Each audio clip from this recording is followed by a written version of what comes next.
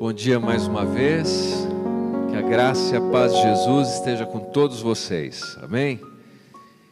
Sempre bom estar aqui com vocês em São José, a recepção sempre generosa de todos, né? E hoje com um friozinho meio mogiano, mas eu tirei o cachecol que eu fiquei sem jeito, porque o pastor Matosinho sem blusa, o nosso irmão, o diácono aí sem blusa, Vicente, então comecei a ficar sem jeito, tirei até meu cachecol ali para, né, não dar a impressão que eu sou muito friorento. Tá aqui, ó, o irmão sem blusa, sem blusa, sem blusa. Aí não dá, né? Melhor tirar. Olha lá também, está sem blusa também, irmão? Queridos, nessa manhã nós vamos meditar em algo que eu considero extremamente importante para todos nós. E convido você a deixar o seu coração aberto e atento para aquilo que Deus tem para nós hoje. Nós vamos ter programa para as crianças, só para eu ter certeza, que eu estou vendo duas crianças aqui. Temos programa hoje? Não. Tá bom, não tem. Mas eu prometo às crianças que eu vou ser breve, tá bom?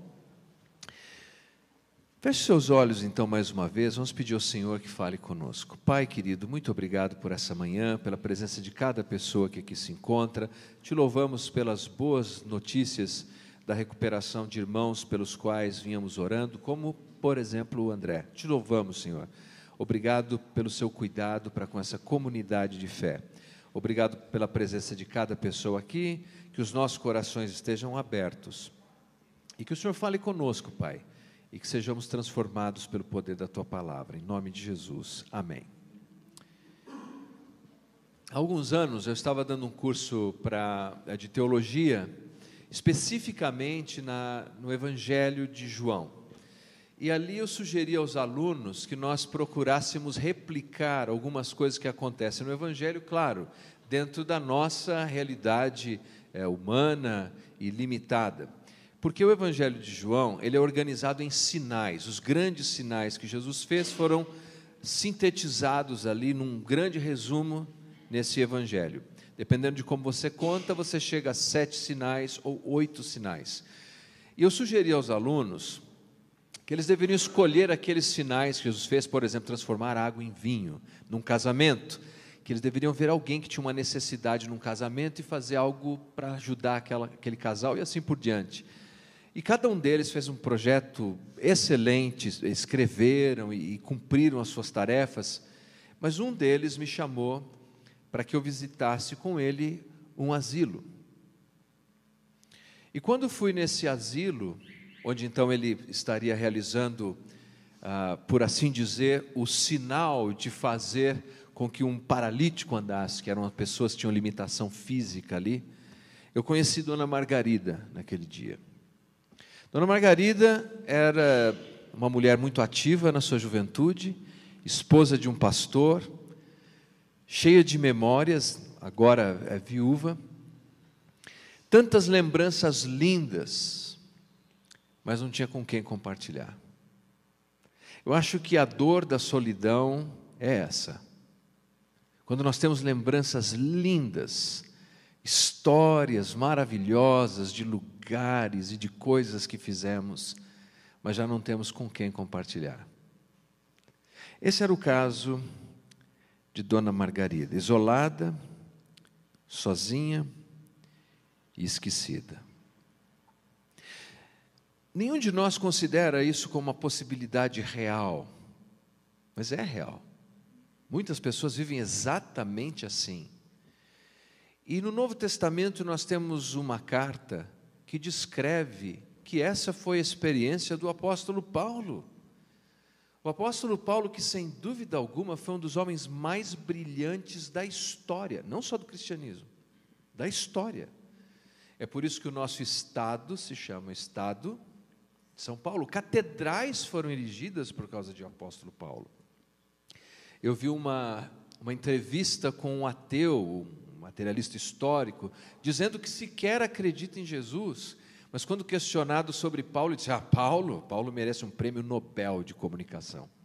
Paulo foi um homem extraordinário. Aliás, há um maravilhoso time de futebol aqui também, com o mesmo nome, como vocês sabem disso. Mas essa é uma outra história. Abra, por favor, a sua Bíblia na segunda carta de Paulo a Timóteo. E encontramos esse homem tão brilhante, tão extraordinário, numa situação inimaginável para uma pessoa com esse lastro, com esse extrato. Segunda carta de Paulo a Timóteo, capítulo 4, a partir do versículo 9. Aliás, vamos fazer o seguinte, para a gente ter um pouco mais de contexto nessa passagem, vamos ler a partir do versículo 6. Segunda carta de Paulo a Timóteo, capítulo 4, a partir do versículo 6.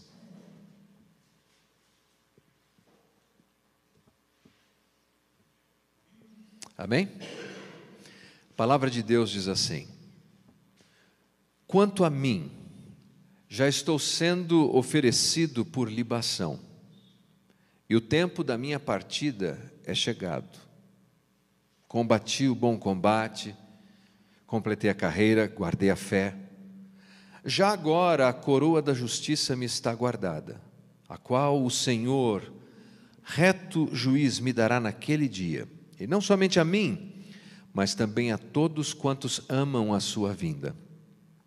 Procura vir ter comigo depressa, porque Demas, tendo amado o presente século, me abandonou e se foi para Tessalônica. Crescente foi para a Galácia, Tito para a Dalmácia, somente Lucas está comigo. Toma contigo Marcos e traze-o, pois me é útil para o ministério. Quanto a Tíquico, mandei até Éfeso. Quando vieres, traze a capa que deixei em Troade, em casa de Carpo, bem como os livros, especialmente os pergaminhos. Alexandre o latoeiro causou-me muitos males, o Senhor lhe dará paga segundo as suas obras.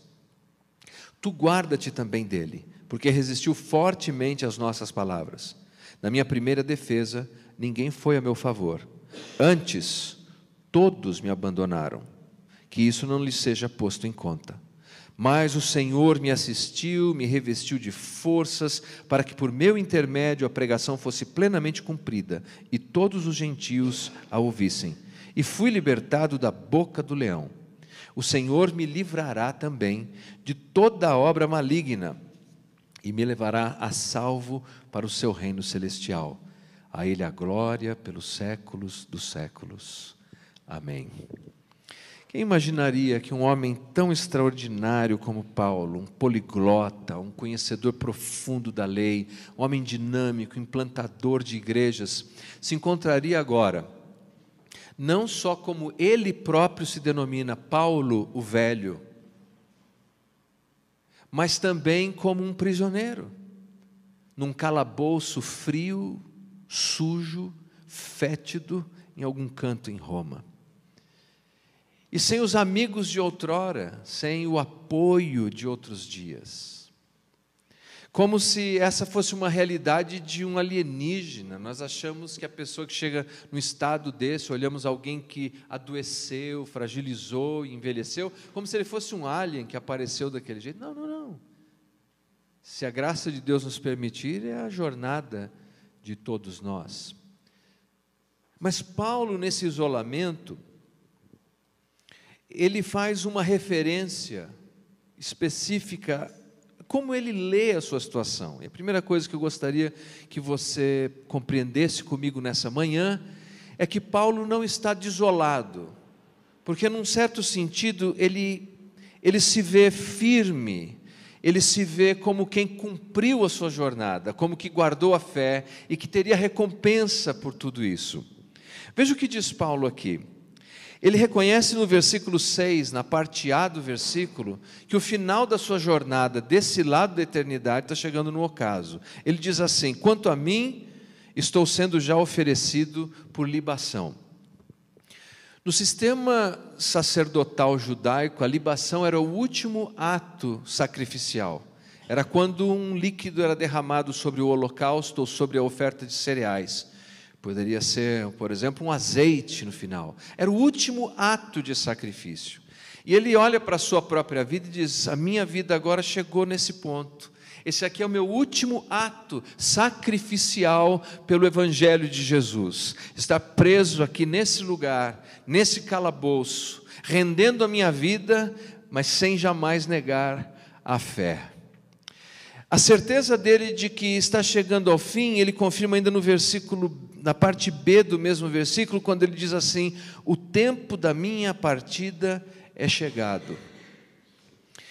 A Julie gosta de gazebos e de vez em quando ela me pede um lá. E eu explico por que de vez em quando. Eu comprei um gazebo para ela e por preguiça ou desatenção, não sei ao certo o que aconteceu, eu montei o gazebo lá em casa e na manhã seguinte ele estava completamente torcido e jogado no fundo do quintal, porque eu não amarrei. E o vento levou, como diz aquele filme, o vento levou o gazebo. Porque tem que amarrar. A expressão que Paulo usa aqui para dizer que a hora da sua partida está chegando é essa. Ele diz assim: as amarras, literalmente seria isso, as amarras dessa terra já se desprenderam de mim, como se desprende de um barco que está pronto para sair navegando. Ele diz assim: as minhas amarras aqui já se foram, a hora da minha partida está chegando. Mas não de um homem que está amargurado diante disso, porque é um homem que começou bem a sua carreira de fé e está terminando bem a sua carreira de fé. Ele diz: o Senhor, versículo 8, já agora a coroa da justiça me está guardada, a qual o Senhor reto juiz me dará naquele dia, e não somente a mim, mas também a todos quantos amam a sua vinda. Aqui é o combustível de Paulo para enfrentar todas as dificuldades, todos os desafios que lhe vieram ao encontro, o seu amor por Jesus, por conseguinte, pela vinda de Jesus. Mas então Paulo nos dá um contraste de uma pessoa querida, de um irmão que fora um colaborador que o abandonou. E a palavra que descreve o abandono que esse irmão praticou contra Paulo, nesse capítulo 4, versículo 9 e 11, é quando alguém abandona o outro num estado de profunda necessidade. Paulo precisava muito da ajuda desse irmão chamado Demas, mas Demas o abandonou. Nós diríamos hoje: o Demas me largou na mão, o Demas me desamparou. Paulo se viu totalmente desamparado aqui por Demas. Se nós fôssemos fazer um gráfico da vida de Demas, nós teríamos um gráfico assim: primeiro, Demas em sua devoção, lá no alto, no ápice. Depois temos Demas em digressão, e depois temos Demas nesse texto em sua deserção. Veja por favor Filemão, versículo 24. Filemão, versículo 24.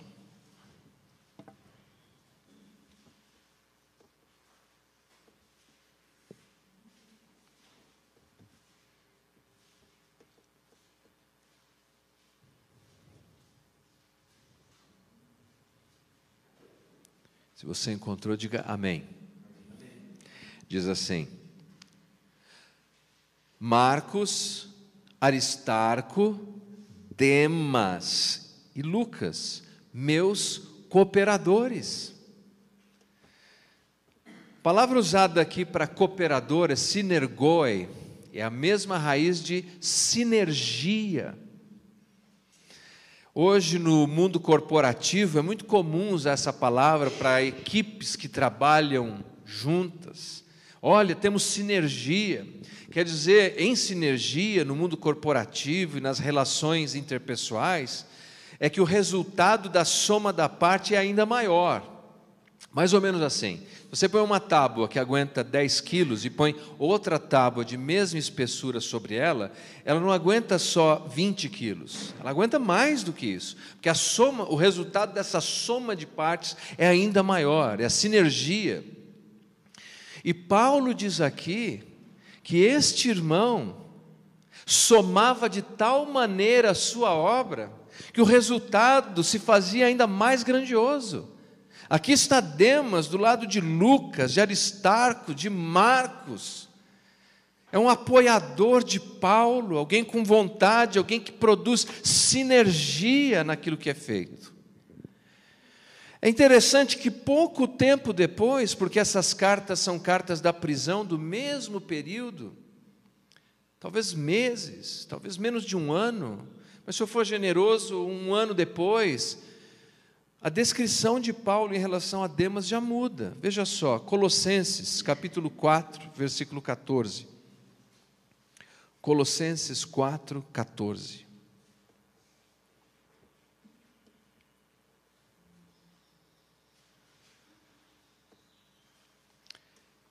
Diz assim: saúda-vos Lucas, o amado médico, e também Demas.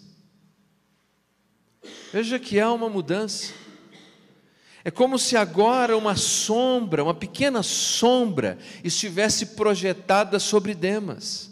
Aquele que alguns meses atrás, há alguns meses, uma carta dizia que ele é um dos cooperadores, alguém que produz essa energia, essa sinergia, que faz com que a coisa aconteça. Mas algo nesse período, nesse curto espaço de tempo, fez com que agora ele seja apenas Demas.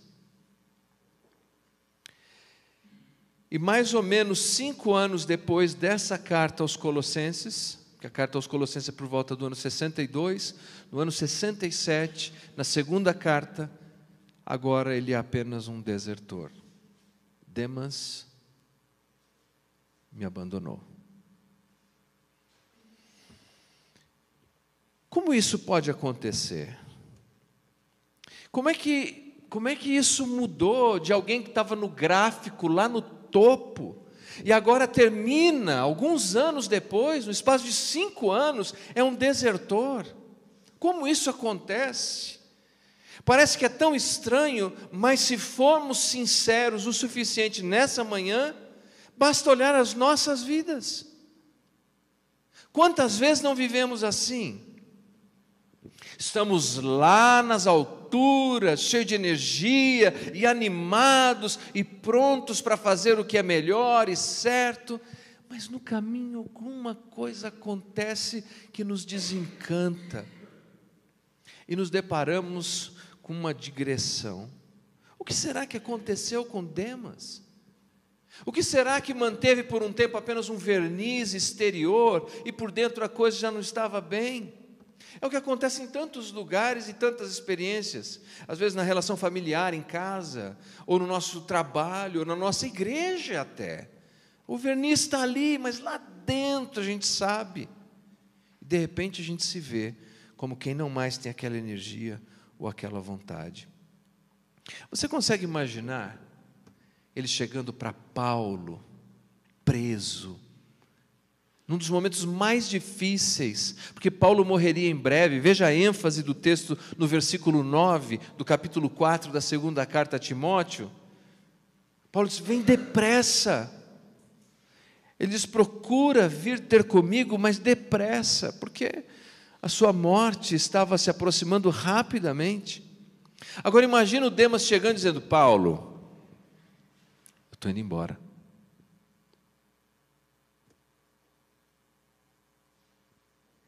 Não dá, Paulo, eu não suporto mais, eu cansei, isso não é para mim, eu estou indo. Mas para onde você vai? Eu vou para Tessalônica, vou para qualquer lugar, com você eu não fico mais.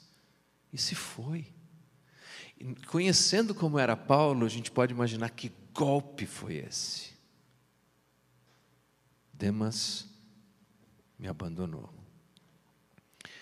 Por que ele abandonou Paulo? Paulo explica. Paulo diz assim que ele amou o presente século. Paulo amou o presente século. Demas amou o presente século. Quando nós estudamos os vocábulos do Novo Testamento, há 2 maneiras de descrever esse mundo. Uma é cosmos, a outra é ion. A palavra utilizada aqui é essa, ion, que significa um tempo, um século, um momento, não apenas o sistema.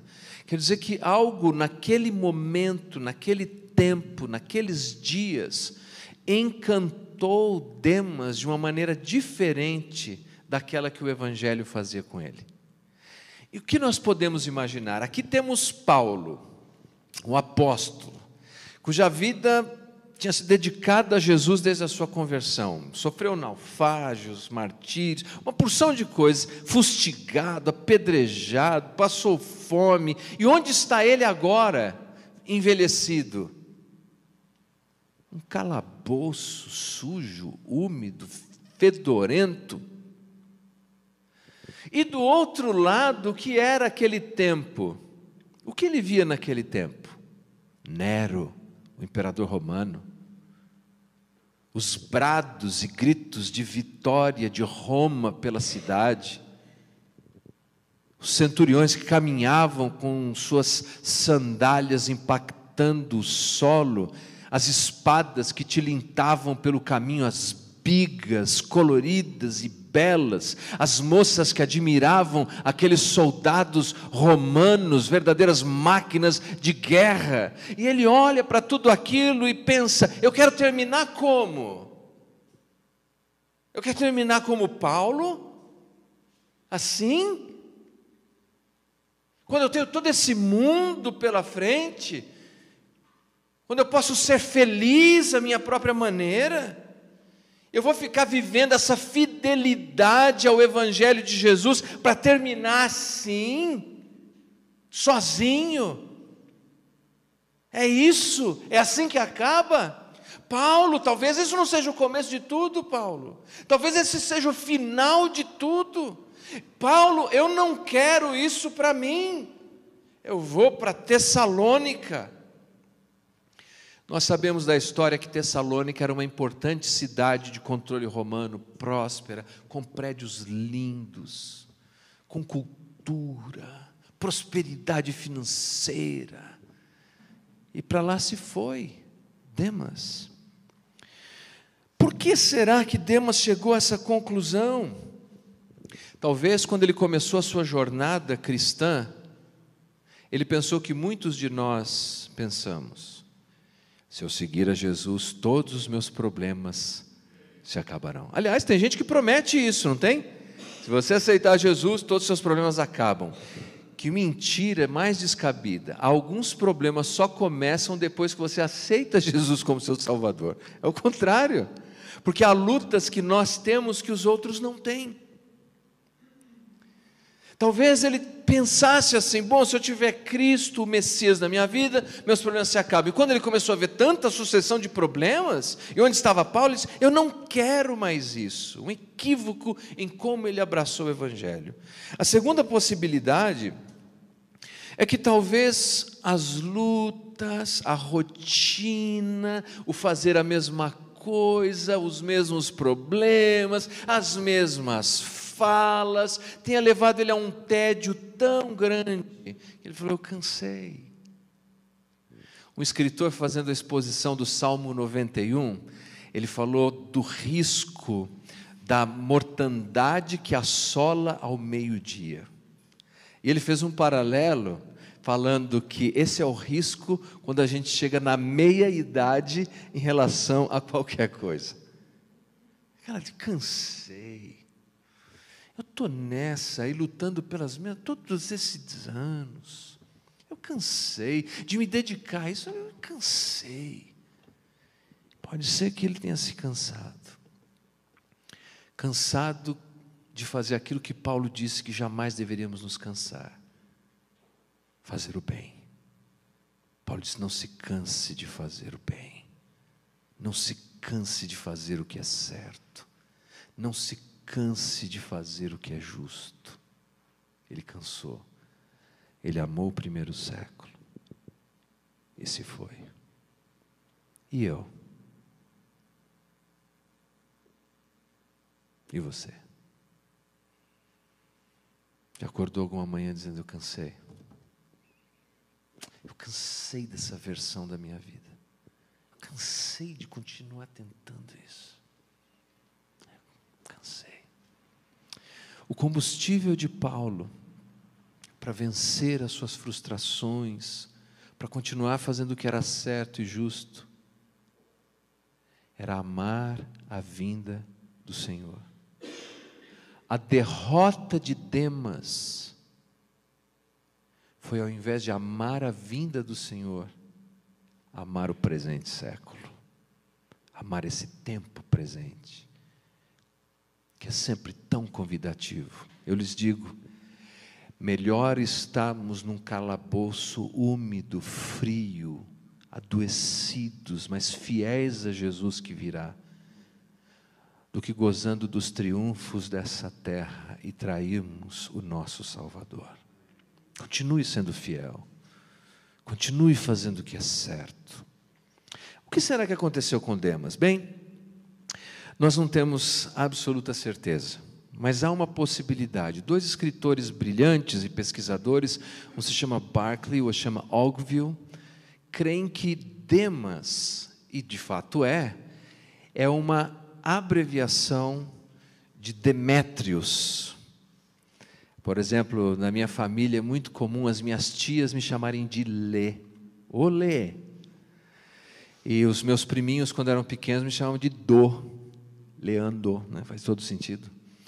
Nos Estados Unidos, americanos me chamam de Lee, e alguns me chamam de Drew, porque Leandro para eles é um sofrimento, então eles chamam de ou Lee ou de Drew, mas é a mesma pessoa. E alguns creem que Demétrios é o mesmo nome, só que é o nome inteiro.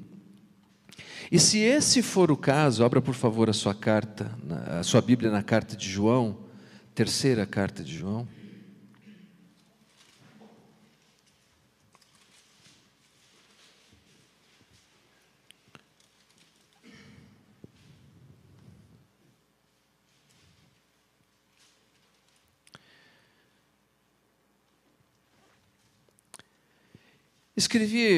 Versículo 9, escrevi alguma coisa à igreja, mas Diótrefes, que gosta de exercer a primazia entre eles, não nos dá acolhida. Por isso, se eu for aí, fale-lhe lembradas as obras que ele pratica, proferindo contra nós maliciosas palavras, e não satisfeito com estas, nem ele mesmo escolhe os irmãos, como impede os que querem recebê-los e os expulsa da igreja. Amado, não imiteis o que é mal, senão o que é bom. Aquele que pratica o bem procede de Deus. Aquele que pratica o mal jamais viu a Deus. Quanto a Demétrio, todos lhe dão testemunho, até a própria verdade, e nós também damos testemunho, e sabes que o nosso testemunho é verdadeiro. A segunda carta de Paulo a Timóteo foi escrita no ano 67. A terceira carta de João foi escrita no ano 90 ou no ano 95. Se esse é o mesmo Demétrios, pode ser que Demas, lá em Tessalônica, depois de ter abandonado Paulo, Tessalônica tinha uma igreja, como a de vocês aqui, dedicada, que ama Jesus, que quer servir a Cristo.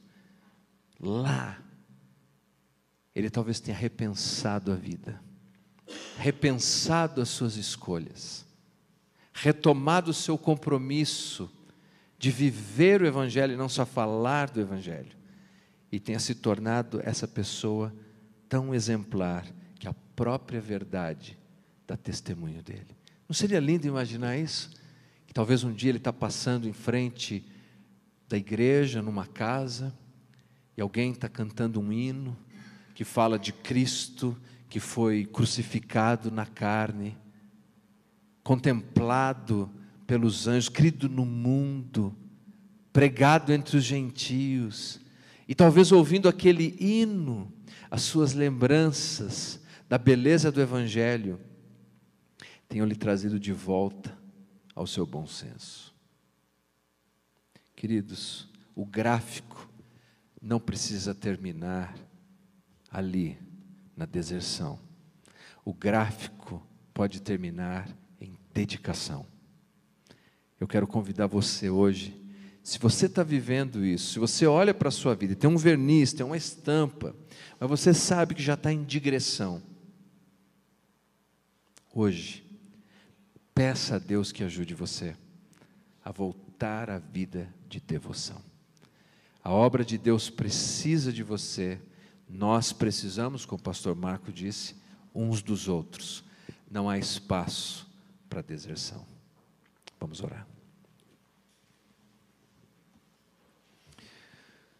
Pai querido, muito obrigado por essa manhã, obrigado por cada irmão e irmã que aqui se encontram, obrigado pela Tua palavra e pela história de Demas registrada aqui. Quando olhamos, Senhor, para Demas, nós sabemos que é o risco de cada um de nós, de começarmos, Senhor, muito bem, muito animados, mas diante do risco de terminarmos muito mal. Nessa manhã nós te pedimos, Pai, que o Senhor nos ajude pelo poder do Teu Espírito Santo a recobrarmos nosso sentido, para vivermos de acordo com a Tua boa, perfeita e agradável vontade. Ajuda-nos, Senhor, a amarmos a vinda do nosso Salvador e não nos deixarmos seduzir pelo presente século. Ajuda-nos a colocarmos o nosso coração naquilo que é eterno e certo, Pai, e livra-nos, Senhor, do mal. Pai, ajuda-nos a terminarmos o gráfico da nossa vida, não em deserção, mas em devoção, Pai. É no nome de Jesus que eu oro e agradeço por sua bondade. Amém, Senhor. Amém. Queridos, Deus abençoe vocês, em nome de Jesus. Chama o pastor Marcos para a gente encerrar essa nossa reunião aqui.